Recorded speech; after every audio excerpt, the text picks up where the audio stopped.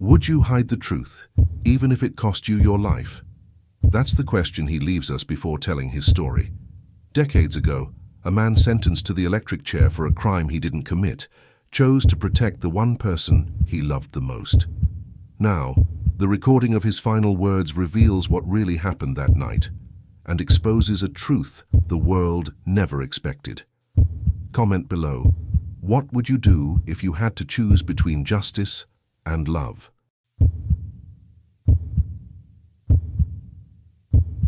My name is Jonah Whitlow.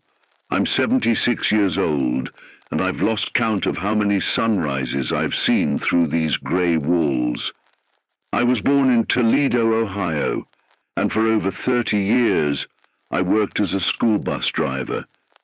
That old yellow bus was my second home, and in a way, the last place I ever felt truly free. I remember the smell of diesel on cold mornings, the laughter of children climbing the steps, the fogged window I'd wipe with my sleeve just to see the road ahead. It was a simple life, but it was enough. I believed in honest work, in routine, in those little joys no one notices, like sunlight hitting the steering wheel, or the warm coffee Ruth, my wife, would hand me before dawn. We had a son, Daniel, or Danny, as I called him. He was everything I ever loved in this world. He had his mother's eyes and a restless heart that couldn't stay still.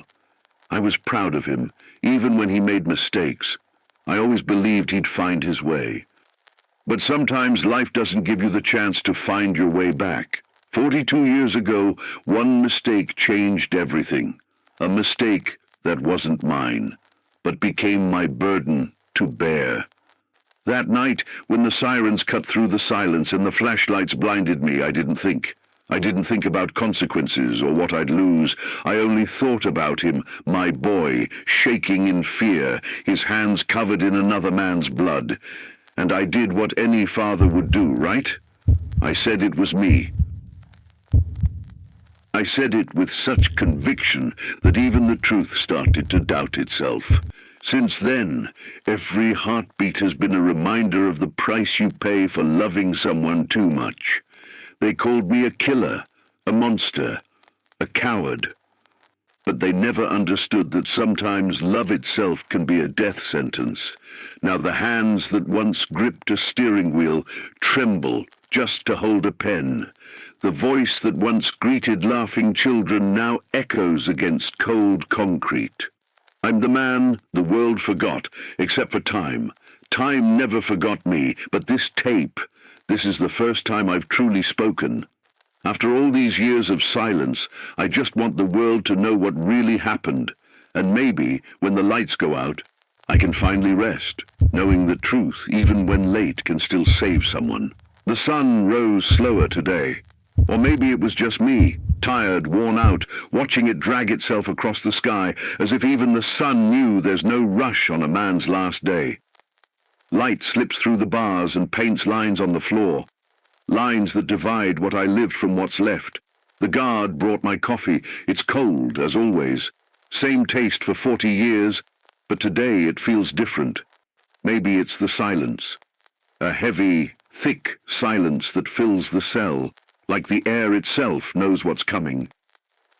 I didn't sleep last night, or maybe I just didn't close my eyes. It's hard to tell when your mind is counting down the hours. I kept thinking about everything I never got to see. Ruth's face growing old beside mine. Danny's smile when he won his first baseball game. The sound of rain hitting the roof of our house in Ohio. It all feels so far away now, like it happened to another man. Sometimes I wonder if I'm still Jonah. In here, you change. Time shapes your face, but silence shapes your soul. I've watched so many men go, some screaming, some praying. I don't know what I'll do when they call my name.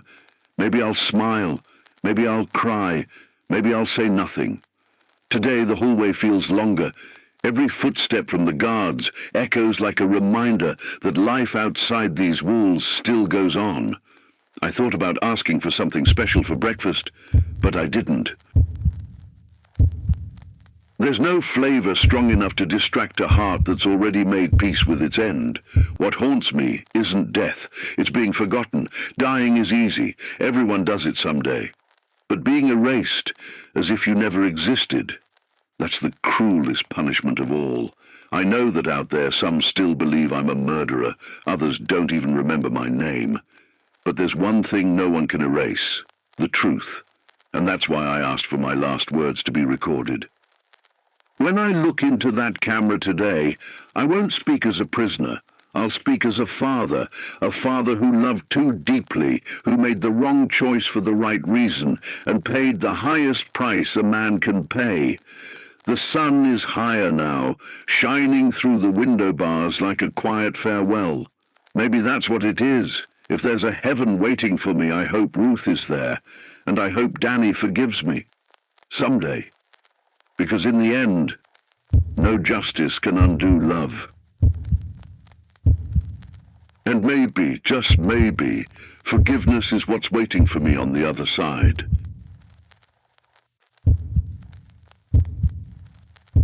I was born in Toledo, Ohio, back when kids still played in dirt roads and neighbors left their doors unlocked.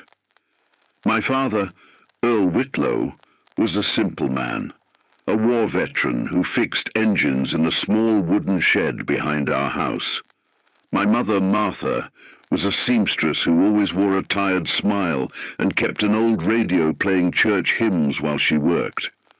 I grew up believing the world was good, that people made mistakes but found forgiveness.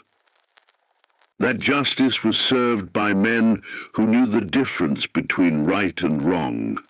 Those beliefs now feel like fragments of a dream that never really existed. Childhood was my golden time. I spent my afternoons fishing by the Maumee River with a tin can full of worms and a line made from old string. My father taught me patience, said life was like fishing. Rush it, and you'll scare away what you're hoping for. And he was right. I spent my whole life trying to hold on to what I loved, and in the end I lost everything because I couldn't let go. I remember the smell of his shop, grease, wood, and sweat. He used to say, "Jonah, a real man leaves something working when he's gone." I believed him. That's why I drove that yellow school bus with pride, thinking maybe I was keeping the world a little safer for someone's child. My mother was the opposite, gentle, forgiving. She prayed for everyone, even those who hurt her. She taught me never to turn my back on someone in need, because the good you do, son, always comes back. She didn't know. Sometimes it comes back in the shape of pain. I remember the winters too. The crackle of firewood, the wind against the windows, and her voice reading from the Bible. That's where I learned about forgiveness, sacrifice, and faith. Words that now echo like cruel jokes inside these walls. And yet they're all I have left. Time moved on. That dirt road turned to asphalt. The trees I climbed were cut down. My parents passed early, and with them went the boy I used to be. What's left is the echo of my father's voice saying, "A man protects what he loves, no matter the cost." Back then, I thought he meant work. Now I know he meant love. Maybe that's the problem with lessons. You only understand their weight when it's already too late. Before everything changed, my life was simple, and maybe that's what made it beautiful. I woke up before sunrise, brewed my black coffee strong, and left for work while the air still smelled of dew. That old yellow bus waited for me at the city depot, its engine cold, the paint covered in dust. While it warmed up, I'd watch the sky turn from grey to gold and think how beauty hides in small things. The flutter of birds, the steam from a mug, the wave of a child on the sidewalk. My wife Ruth was the heart of our home. She had small, sturdy hands marked by years of sewing. She didn't talk much, but when she did, her words stayed with you. She loved old records and baking on Sundays. When I came home, she'd be there in her floral apron, smiling like love was still worth believing in. And while she told me stories about the neighbors, I'd pretend to listen, just to enjoy the sound of her voice. Our son, Danny, was the spark of the house. He had that fire in his eyes, the kind that makes you believe the world can still be good.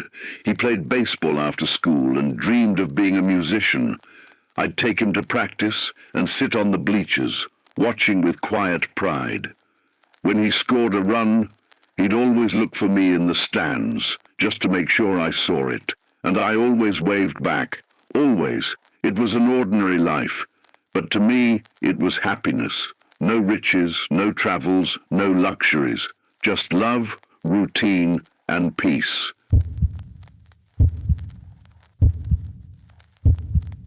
On Sundays, we'd go to church, then have a picnic by the river. Ruth would laugh while Danny skipped stones across the water, and I'd sit there thinking that this must be what heaven looks like. But time has a cruel way of shifting things without warning. Danny grew up too fast. That bright-eyed boy started coming home late, avoiding my gaze, hiding things in his pockets. I told Ruth it was just a phase, that boys stumble, but they find their way back. She believed me. I wanted to believe it too. I didn't realize that love can blind you, that sometimes trying to protect someone only lets the darkness in. I still remember our last peaceful night. Danny was playing guitar on the porch, Ruth was making tea, and the cold wind carried the smell of wet leaves. I thought to myself, if life ended today, I'd be at peace. I had no idea that days later the sound of that guitar would be replaced by sirens. Life has a cruel way of turning sweet memories into scars. Now every laugh, every dinner, every sunset from those days lives in me like a fading echo, a reminder of what I lost and the price I paid for loving too much. It was a cold Friday night in November. I remember because the rain fell, light and steady, and the wind made the trees moan, like they too could feel something bad coming. Ruth was already asleep. Danny had been gone for hours, said he was meeting some friends to play guitar. But something about that night felt wrong. Midnight came and went. Every pair of headlights passing by made me stand up, waiting for the sound of the gate. It never came. Around 2 in the morning, sirens broke the silence. Blue lights flashed against the walls, and my heart sank. Then a knock, hard, frantic. When I opened the door, there he was, Danny, his eyes wide, his face pale, his shirt soaked in blood. Dad, I didn't mean to... He tried to grab me. The words came out between sobs. I grabbed his shoulders. He was shaking like a terrified child. Behind him, the street was already filled with flashing lights and shouting voices. He told me what happened. A robbery gone wrong. A man dead inside the pawn shop on Jefferson Street. He just wanted money to pay off a debt. But the owner fought back. There was a struggle, a shove, a gunshot, and then silence. I looked at him. My boy. The same boy who once ran to me with scraped knees, who I taught to ride a bike, who I swore I'd protect from the world. And I knew in that instant his life would end if the truth left that room. The sirens grew louder. They stopped in front of the house. I turned to Danny and said, "Go to your room. Now, don't make a sound." Then I opened the door before they could knock. The lights hit my face. They asked if I knew anything about the robbery. And without thinking, without hesitation, I said, it was me. It wasn't courage, it wasn't strategy, It was instinct, a father's instinct to take the hit so his son could breathe one more day. In seconds, the floor was covered in wet footprints. They cuffed me right there, in front of our wedding picture on the wall. As they dragged me out, I saw Danny standing in the hallway, his face pale, his eyes full of tears he didn't let fall. And I didn't speak either. Because sometimes silence is the price a father pays for love. Then came the interrogations, the jacket with blood, the gun found by the river. Everything pointed to me. They wanted a culprit, and I gave them one. No one doubted it. No one asked why. By the end of the week, the story was written. School bus driver kills pawn shop owner in robbery attempt. The newspaper printed my face. Ruth collapsed. Danny vanished. And I told myself I did the right thing. But years later, I learned that protecting someone from pain can trap them in it forever. The truth stayed locked inside me. And the longer I carried it, the heavier it became, until one day I realized it wasn't just Danny who needed saving. It was me. At the police station, time stopped. The lights were too bright, the air too heavy, and the silence between questions felt louder than anything I'd ever heard. The detectives looked at me like men who already knew the ending before asking for the story. The blood on my jacket, the gun by the river, the grainy footage of someone in a hat like mine. It all fit. It all lied. I tried to explain, but they didn't care to listen. To them, the case was solved before it began. A poor man, a bus driver tired of life, robs and kills a shop owner for cash. Simple, too simple. And sometimes simplicity is just injustice wearing a clean face. I spent 3 days without seeing sunlight. When they finally let me call home, Ruth's voice was barely a whisper. She kept asking why, and I had no answer that could hold the weight of what I'd done. "Trust me," was all I managed to say before the line went dead. The trial came fast, too fast. In less than 2 weeks, I stood before a jury. 12 faces staring at me like they already knew I was guilty. My public defender barely looked up from his papers. He told me to cooperate, said a confession makes things easier. Easier for who? I still don't know. The prosecutor was young, sharp, hungry for headlines. He called me a cold-blooded killer, a danger to the community. I watched him and realized he didn't want justice. He wanted a win, and in that courtroom, winning meant more than truth. When the sentence was read, I didn't cry. Ruth did. She screamed my name as the guards held her back. Danny wasn't there. No one knew where he was. Maybe that was mercy. I couldn't have survived, seeing him watch his father condemned for his sin. Then came the cell, cold, windowless, smelling of rust and despair. The first sound I heard, there was a man praying in the next block. And for a brief moment, I wondered if God still listened to places like this. That night I understood the real price of what I'd done. I didn't just lose my freedom. I lost my voice.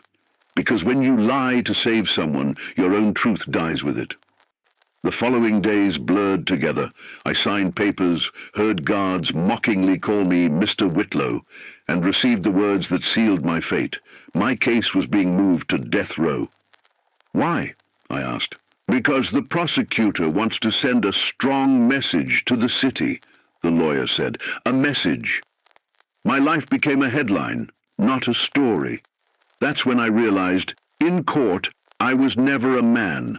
I was a symbol, a convenient villain in someone else's victory speech.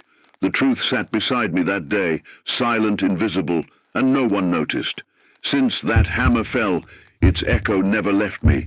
It rings inside my chest still, not as sound, but as a sentence. Time moves differently in here. Sometimes the days feel like minutes. Other times, a single minute stretches into forever. On death row, clocks aren't for keeping time. They're reminders that time still exists, even when life has stopped. In the early years, I counted the marks on my wall. Each line meant one more day survived. Then I stopped keeping track.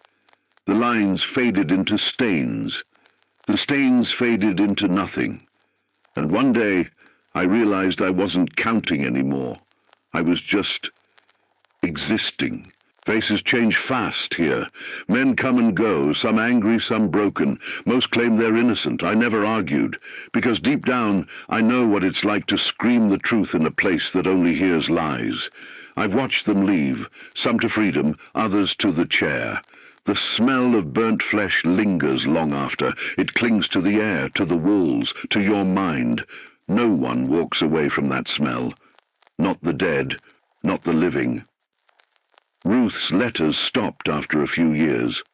At first they came weekly, then monthly, until one day the mailman walked past my cell without stopping. Later, a prison chaplain told me she'd passed away. Heart failure, they said. But I know better. It was grief. Danny never wrote, never visited. Sometimes I imagine he changed his name, his town, maybe even the man he became. And I hope he did. I hope he built a life untouched by the lie I built to save him. The young guards call me Mr. Jonah. They mean well, I think. Sometimes they ask me what life was like before smartphones, before cameras, before everything sped up. I tell them stories, the smell of rain, the sound of the bus engine, a child's laughter from the back seat. They listen like I'm telling them a fairy tale. And maybe I am, because that world is gone. It stayed locked in here with me. Solitude is a slow poison. At first it burns, then it numbs you. You learn to talk to silence, to listen to your own breath as company. Some nights I talk to Ruth and Danny like they can still hear me. It's not madness, it's survival, because complete silence is louder than any scream. The chaplain visits sometimes, carries a worn Bible and a soft voice. He asks if I want to confess. I tell him I already did, just the wrong thing.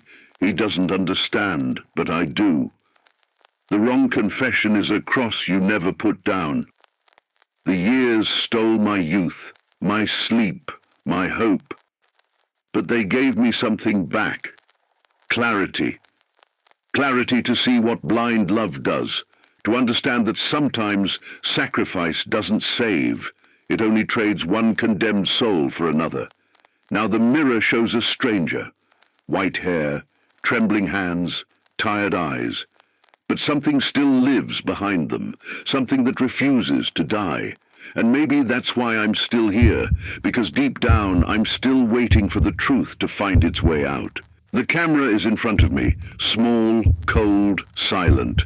The guard said he'll start recording when I'm ready. But how does a man prepare to say everything he's buried for 40 years? I don't know. I just know it's time. My name is Jonah Whitlow, and before this camera stops rolling, I want the world to know the truth. I did not kill that man in the pawn shop. That night, the one who pulled the trigger was my son, Daniel Whitlow. He was 22, lost, scared, owing money to dangerous men. When the police surrounded the street, I did what any father would do. I took the blame. I said it was me, and I never took it back. I knew it would cost me everything. But when I saw him kneeling, shaking, covered in blood, the same boy who used to hide under the covers during thunderstorms, I couldn't let them take him. He was all I had left of Ruth, and I couldn't lose her twice. The years passed, and the truth stayed inside me, beating with my heart, pressing against my chest. Sometimes I thought it would kill me, but now I see it wasn't meant to kill me, it was meant to set me free.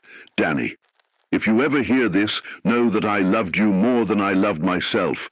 Everything I did believing I was saving you, but I understand now, salvation built on lies is still a prison, and I don't want you living in mine. You were good, son. Lost, but good. And if this message reaches you, I want you to know, I forgive you. Not for what you did to me, but for what you did to yourself. Guilt is a poison that kills slowly, and I've been drinking it for too long. Now it's your turn to live. Clean, free, and unchained. If anyone still doubts me, I don't ask for pity. Just look closely. At the gun that never had my fingerprints, the footprint that wasn't my size, the timeline that never fit. It was all there, always there. But sometimes the truth stays quiet, so love can scream louder. And I let it. For 40 years I let it, no more. I don't want to die with a lie on my tongue. I want to die with a lighter heart, even if the body is heavy. I want to die speaking truth, because it's the only gift I have left to give. The guard asked if I had a final statement before the execution. Yes, I do. I declare that a father may die for his son, but the truth should never die with him. And if love was my crime, then I accept the punishment. May God judge me as a father, not a man. And may this recording show the world that sometimes love wears the mask of guilt. But in the end, it's still love. My name is Jonah Whitlow, and these were my last words. Some days I wonder if justice really exists, or if it's just a word invented to comfort those who have no power. In here, I've learned that truth isn't what happened. Truth is what people choose to believe. For years I asked myself why I never fought, why I never screamed, why I let the world believe the lie I told. And I think the answer is simple, because I thought love justified everything, but love doesn't absolve. It condemns, quietly, without a courtroom, without a verdict, without end.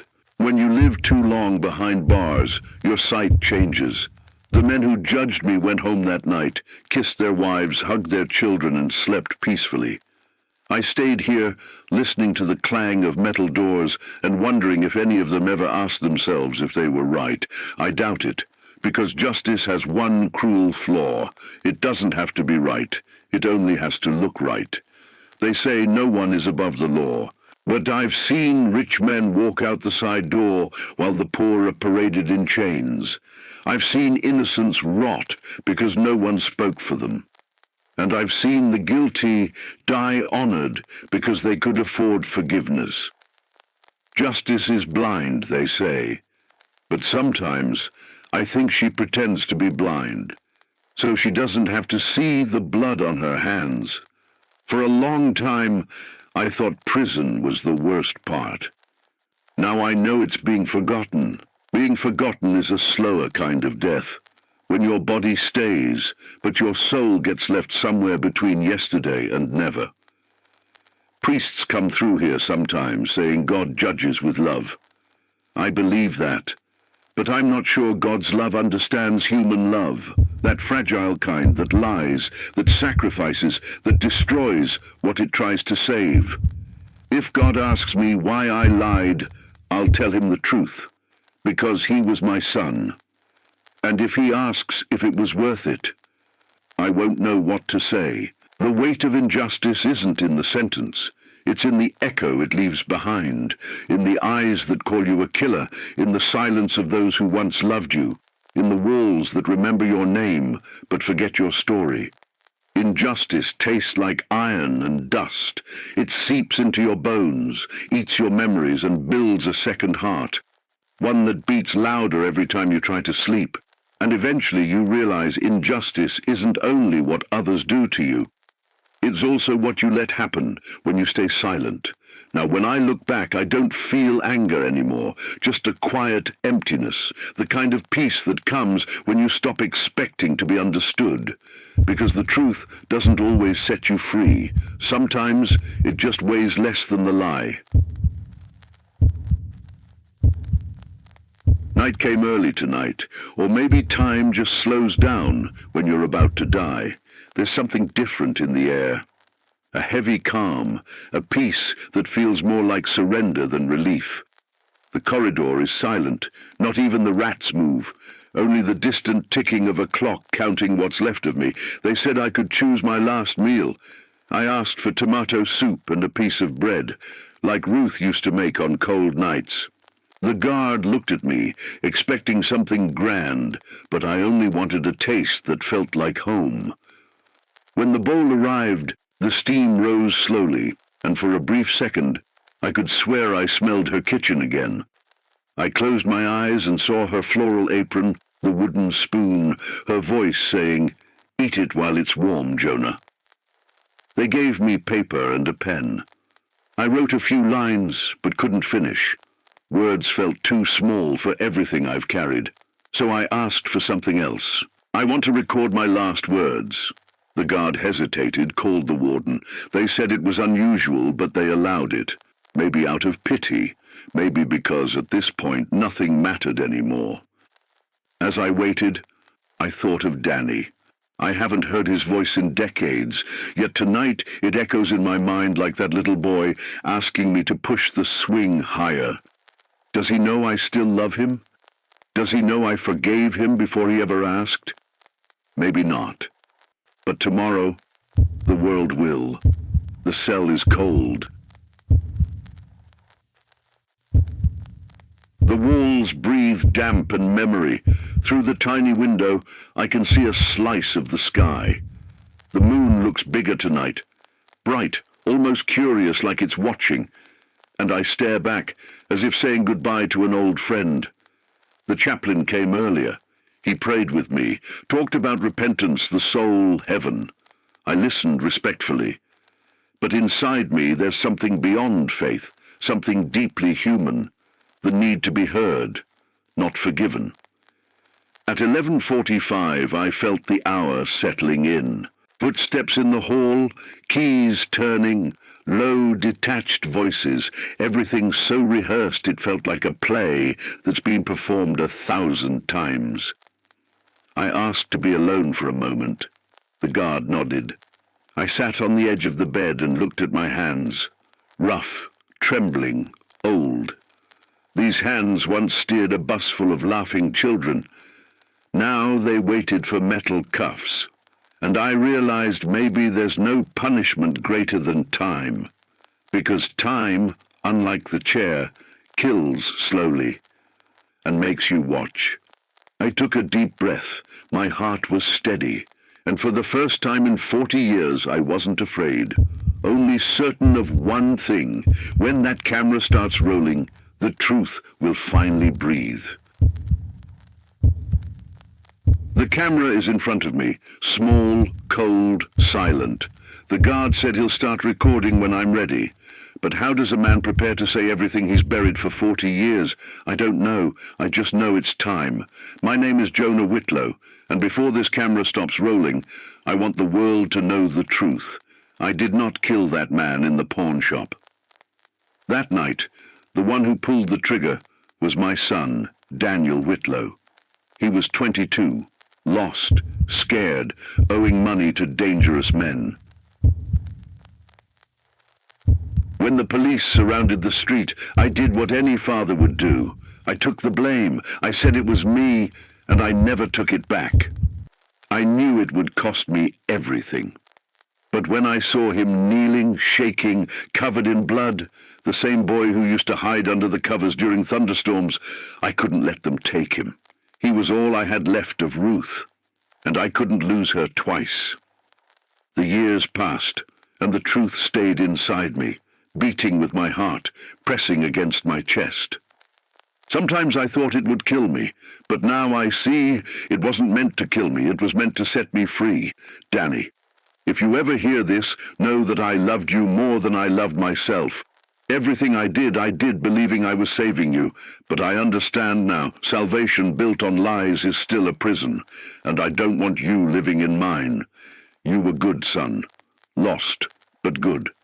And if this message reaches you, I want you to know, I forgive you. Not for what you did to me, but for what you did to yourself. Guilt is a poison that kills slowly, and I've been drinking it for too long. Now it's your turn to live. Clean, free, and unchained. If anyone still doubts me, I don't ask for pity. Just look closely. At the gun that never had my fingerprints, the footprint that wasn't my size, the timeline that never fit. It was all there, always there. But sometimes the truth stays quiet, so love can scream louder.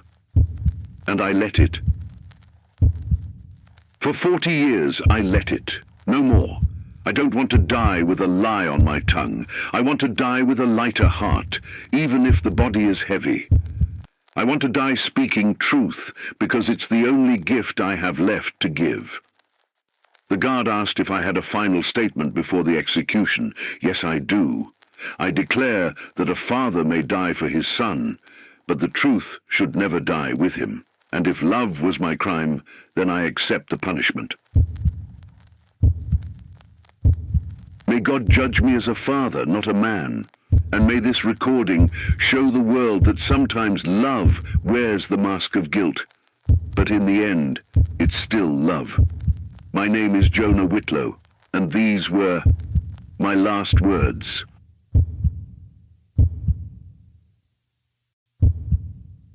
The tape was recorded on November 3rd, 1987, at 11:57 p.m. 4 minutes later, Jonah Whitlow, age 76, was escorted to the execution chamber at the Lucasville State Prison, Ohio. There was no resistance, no tears, only silence, the same silence that had followed him for 40 years. They say he kept his eyes open until the very end, that he looked straight ahead, as if facing his past and finally accepting it. Guards reported that just before the final surge, he whispered a word the microphone didn't catch. Some say it was Ruth, others swear it was truth. The recording was archived and forgotten for over 3 decades until it was rediscovered in 2021 during the digitization of old prison records. When it surfaced, it sparked worldwide outrage and a new investigation. And like a late echo of justice, it confirmed what Jonah had said. The fingerprints, the weapon, the timeline, all proved he was innocent. But the truth came too late. It arrived when the man who carried it was already gone. The video aired on national television, was studied in universities and shared millions of times online. There were headlines, tears, promises of reform. But when the cameras stopped rolling, the same system remained. Cold, procedural, unfeeling. The same machine that turns lives into numbers and mistakes into statistics. Still, something changed. Among the millions who watched that tape was one man, middle-aged, weary, silent, hands trembling. His name was Daniel Whitlow. No one knows what happened to him after that day. Some say he turned himself into a small-town police station in North Carolina. Others say he vanished again, carrying his guilt into the shadows. But some believe he's still out there, not hiding, not running, just trying to make things right. Perhaps saving others.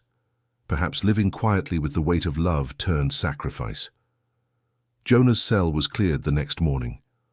Only a worn mattress, an open Bible on the Gospel of John, and a single sheet of paper remained. On it, written in shaky handwriting, were the words, "Truth may die on a man's lips, but never in the heart of the one who hears it." And maybe that's Jonah Whitlow's legacy, not that of a martyr nor a saint, but of a father who loved beyond reason, a man who showed the world that love can make mistakes, but it never stops being love. He was guilty only of love, and if human justice ends here, perhaps God's begins where ours fails,